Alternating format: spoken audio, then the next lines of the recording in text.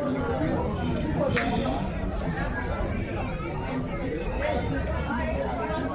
श्री सतगुरुदेव भगवान की जय।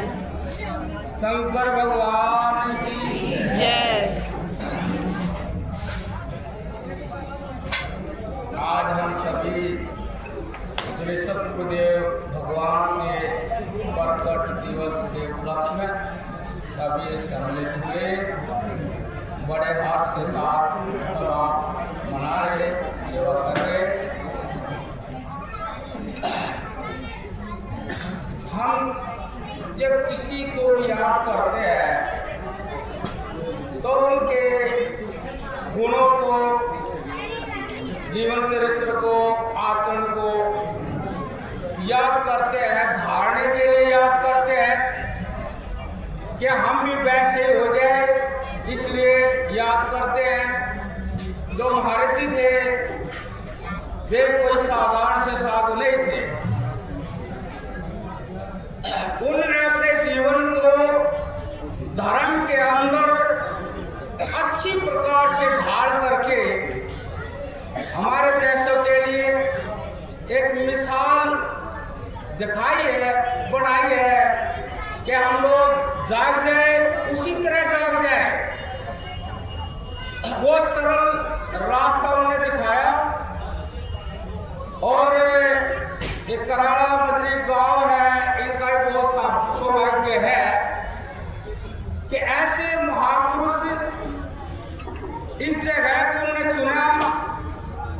उजड़ गांव इसको कहते थे, लेकिन ये उजड़ गांव नहीं रहा। देखो, इसमें ज्ञान का वास कर दिया और सभी धर्म प्रेमी यहाँ बड़ी श्रद्धा से आते हैं, सेवा करते हैं।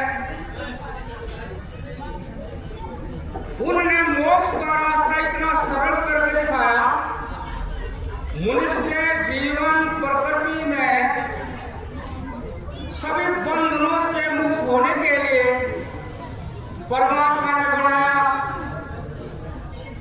परमात्मा ने मनुष्य को विशेष ज्ञान दिया है कि वह अच्छाई बुराई को अच्छी तरह से जान ले और जान करके उस पर चल जाए, चल करके उस सुख के भंडार, ज्ञान के भंडार परमात्मा को प्राप्त हो जाए। ऐसे ही जीवन व्यर्थ ना जाए और उसी ज्ञान की प्रेरणा देने के लिए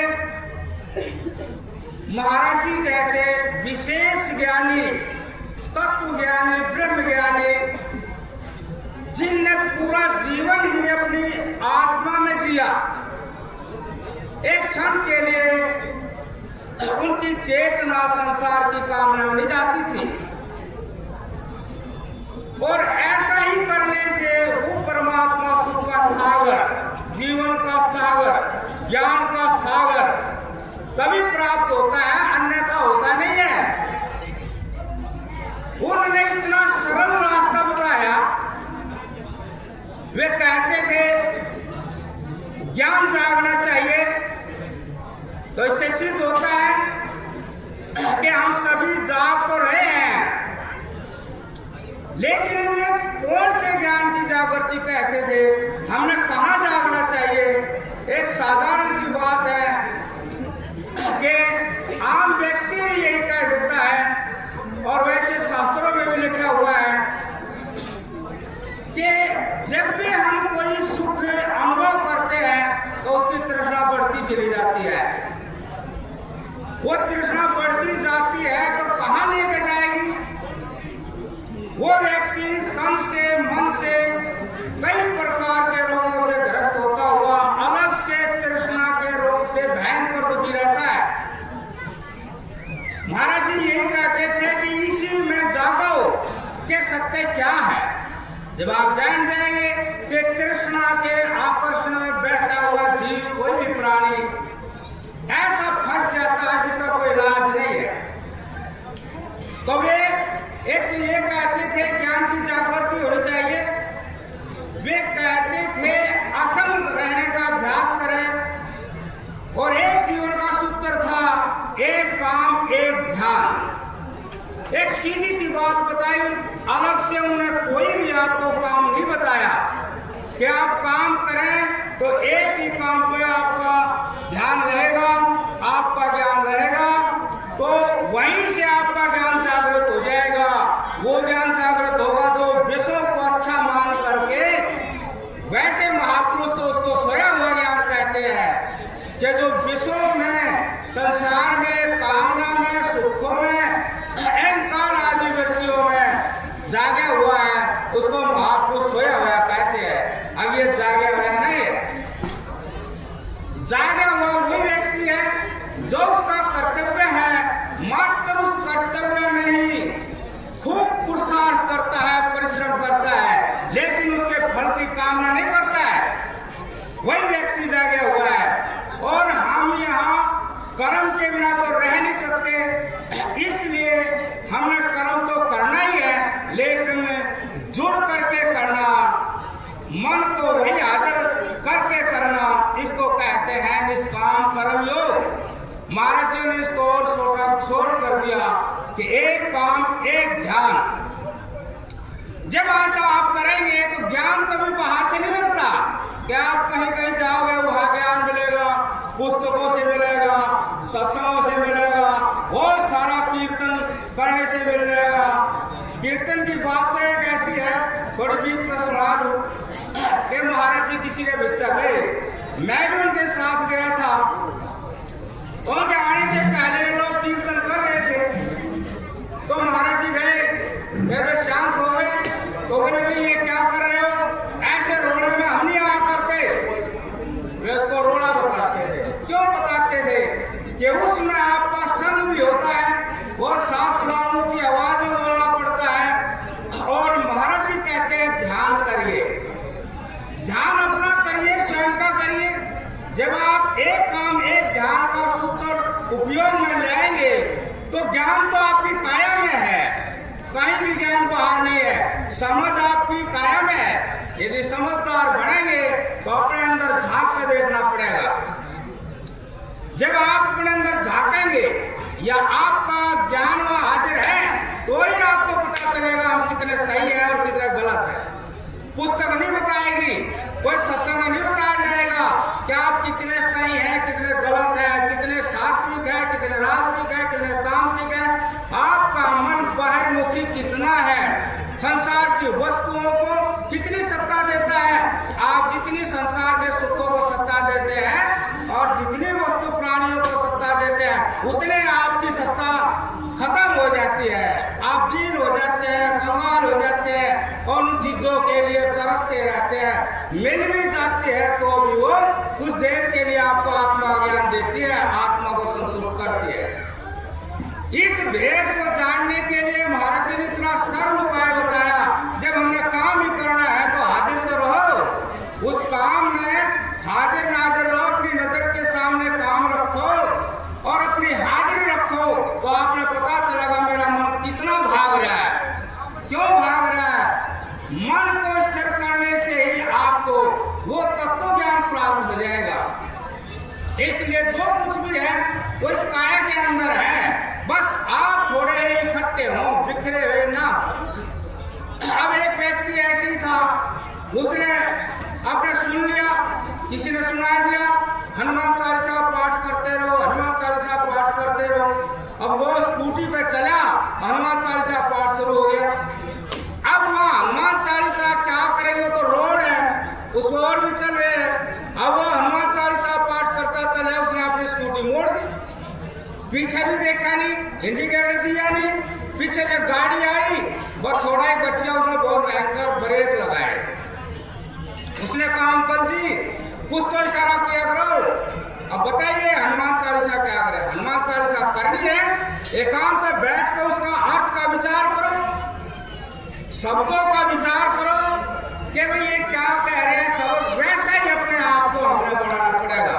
यदि शब्दों के अर्थों के अनुसार हम नहीं बने तो ये जो बैठे अंदर हमारे मन में काम क्रोध लोभ तीन विकार है, ये तीन विकार छोटे मोटे साधन से मन से निकलते नहीं है, इसी साधन से निकलेंगे कि एक काम एक ध्यान। जब हम अपने काम पर ध्यान रखते हैं तो हमें मन का पता लगता है, अच्छाई बुराई का पता लगता है, फिर हमारे अंदर हिम्मत भी आ हमें छोड़ना ही पड़ेगा। यदि ये ना छोड़ दी तो हम सुखी नहीं हो सकते, शांत नहीं हो सकते, ढंग से जी नहीं सकते और आगे परलोक में हमारा क्या होगा वो ज्ञान भी नहीं हो सकता। ये सारी बातें होनी चाहिए, आपने पता होना चाहिए हमारा कर्म है कैसा है, वो हमें जो है संतुष्टि दे रहा कि नहीं दे रहा।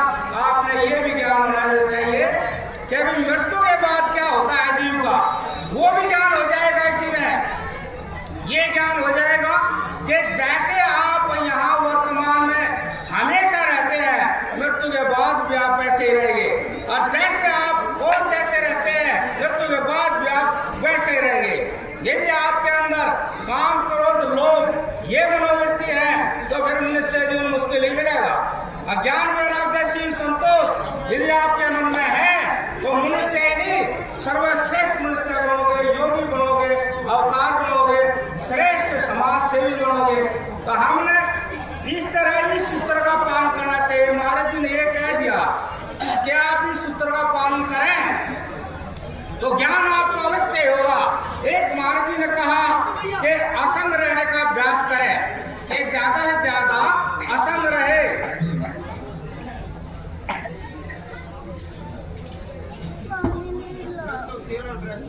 असंग का तात्पर्य यह है कि आपने कोई आवश्यकता हो तो आप कहीं जाएं, बैठे, बात करें। यदि कोई जरूरत नहीं तो बहुत से लोग कहते हैं टाइम पास करना है, टाइम पास करना है। टाइम तो अपने आप पास हो रहा है, हम सूर्य नारायण का धक्का तो दे नहीं रहे। अब भाई टाइम निकल जा, टाइम निकल जा, ताश खेल लेंगे, गप्पे मार लेंगे, आदत बना लेंगे, उसके बिना रह नहीं जाए, उससे कोई भी लाभ नहीं। यदि कोई प्रयोजन की बात है, प्रयोजन का कार्य है, हमारे जीवन संबंधी कार्य है, हमारे जीवन का भला करने वाला कार्य है तो आप जाएं, अन्यथा अकेले बैठे। और हमेशा असंग का मतलब ये भी है आध्यात्मिक रूप से कि आप अपने मन में, आप अपने मन को देखते रहें। यदि मन में इधर उधर की मनोवृत्ति खराब आती है, कोई वृत्ति जाती है, तो आप उस वृत्ति को मन में ही ज्ञान से खत्म कर दे। जैसे आप यहाँ समूह में बैठे हैं, यहाँ भी आप यदि अपने पर नजर रखेंगे तो आप अपने मन में लग जाएंगे, ये मन में ये खराब वृत्ति है, ये खराब दृष्टि है, ये आप उसमें हटाएंगे, या आप उन सबके बीच में भी अकेले बैठे होंगे। सबके बीच में बैठ कर भी आप अकेले हो सकते हैं, क्योंकि आप अपने जगह लगे हुए हैं, अपने आप को ठीक करने में लगे हुए हैं। और यदि यहाँ भी इधर उधर देखते रहे, बैठे रहे, कहीं भी आग मान लो जैसे भंडारा है, यदि आप पूरे ध्यान से, स्मृति के साथ, होश के साथ उसको परोस रहे हैं तो फिर आप में कोई दिखाई नहीं देगा। आप अपने कर्म में हाजिर हैं और वो कर्म बहुत अच्छा होगा, आपकी वाणी मीठी निकलेगी। यदि आप हाजिर नहीं हैं तो आपकी वाणी खराब निकल सकती है। भोजन करने वाला कहेगा यार कैसे कैसे है, इनको पता नहीं क्या टेंशन है भोजन। यदि आप ठीक हाजिर होकर के भोजन परोस रहे हैं, आपका हाथ बहुत अच्छा रखा जाएगा, आप वहाँ बोलना पड़ा तो बहुत अच्छे बोलेंगे, बहुत अच्छे बोलेंगे, फिर ये आपकी बड़ाई करेंगे जाके कि वहाँ जो है कुटिया भंडारा होता है, वहाँ के जो लोग हैं भोजन कराने वाले, बस क्या कहना, हम कुछ भी गलत बोल रहे लेकिन वे सहन करके अच्छा बोलते हैं। तो ये एकाग्रता की बात होती है कि जब हम कोई भी काम करते हैं तो उसमें यदि मन लगा हुआ है तो आप असंग ही हैं और बहुत बढ़िया ज्ञानी भी है, आपकी आत्मा बहुत शुद्ध और पवित्र भी है और आप जीते जी उस परमात्मा को प्राप्त हो सकते हैं। जैसे जितनी भी पुस्तकों में ज्ञान लिखा हुआ है, आप भी उसी ज्ञान के धनी हो सकते हैं, आप भी वैसे पुस्तक लिख सकते हैं, आप उस ज्ञान से अपने आप में मस्त हो सकते हैं। आपकी दृष्टि बाहर नहीं जाएगी।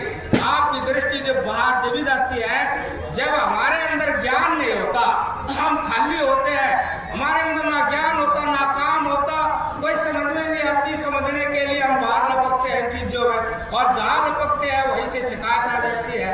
तो इसलिए हम अपने आप को समेट कर रखें। तो महाराज जी ने ये कहा फिर एक कहा था ज्ञान की जागृति। ज्ञान की जागृति होती है, एक काम एक ज्ञान से, ज्ञान की जागृति होती है असंग रहने से। वो कौन सा ज्ञान है जिसकी जागृति? कहते कैलाश पर्वत, तो ये कैलाश पर्वत कोई नहीं है। जब आप कठिनाइयों से अपने मन को समेट करके अपने अंदर जाते हैं तो वही कैलाश पर्वत है। अर्थात जहाँ कलाओं का निवास होता है सो कैलाश है। जहाँ वो कलाएं क्या है, आपके अंदर अनंत प्रकार का ज्ञान जागृत हो जाएगा। हमेशा आप होप जानने रहेंगे, ज्ञान आपके अंदर नया नया, सृष्टि कैसे हुई, सूर्य चांद कैसे ठहरे हुए हैं, ये बहुत से अलौकिक ज्ञान हुए। आप जैसे आप बैठे हुए हो तो आप अपने बल से बैठे हुए हो, आपके अंदर चेतना है, आपके अंदर समझ है।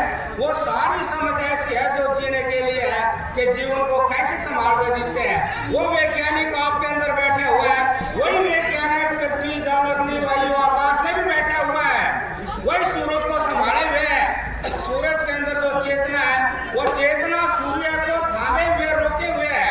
ऐसे धरती के अंदर जो चेतना है वो भी अपने इस शरीर को थामे हुए है, जैसे आप थामे हुए हैं।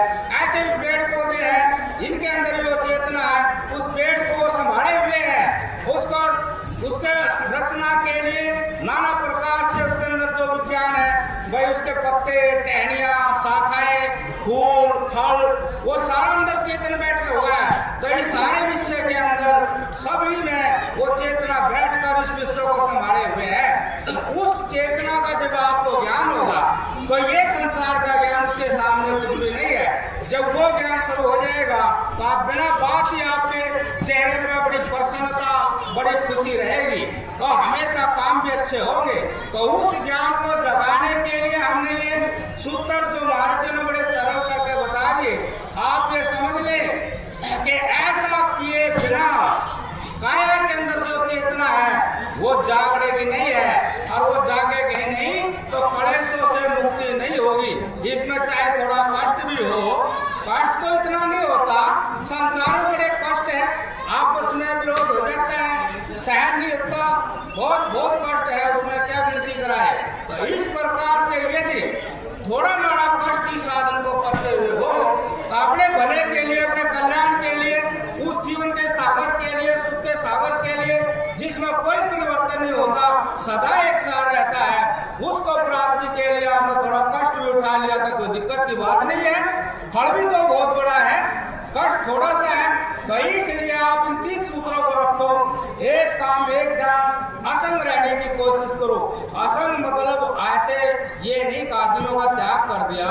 आप जब चल रहे हैं पैदल तो अपनी चाल को देखो, अपने मन को देखो, अपने साथ जुड़े रहो, भोजन कर रहे तो भी जुड़े रहो, कैसे खा रहे हैं, क्या हो रहा है मन में, जुड़े रहो। जब कोई आदमी बोला तो वहाँ आपको यदि ऐसा अभ्यास कर लिया तो वो जीवन का मास्टर जो आपका ज्ञान है वो हाजिर होकर के आपको बहुत अच्छा बर्ताव करने का ज्ञान देगा। आप कैसे बोलना चाहिए, कैसे चलना चाहिए, किसको कैसे बोलना चाहिए, ये तो समस्या है। अब हमारी बोलवानी ठीक नहीं, क्योंकि हम कार्य है, मैं ये बलवान हूँ, धनवान हूँ, रूपवान हूँ, मैं पान प्रतिष्ठा वाला हूँ, हमेशा उसके ऊपर ये बोझ लगा रहता है। इसलिए उसकी वाणी एक निर्मल पवित्र हल्की निकलती नहीं। तो ये है कि हम यदि महाराज को मानते हैं और जिनने इस जुड़ाव को जगा दिया और बसा दिया, यदि आप उनको मानते हैं तो फिर ये 3 सूत्र आप जीवन में अवश्य रखें कि काम एक ध्यान, असंग रहने का अभ्यास, अर्थात विचार के साथ अपने मन को स्वच्छ रखना, और जब ये हो जाएंगे तो आपको ज्ञान की जागृति हो जाएगी। वो ज्ञान जो सर्वतर व्यापक है, सारे विश्व को संभाले हुए है और आपके अंदर भी है, वो जो तत्व है वो कभी भी बाहर नहीं है, वो आपकी काया में है।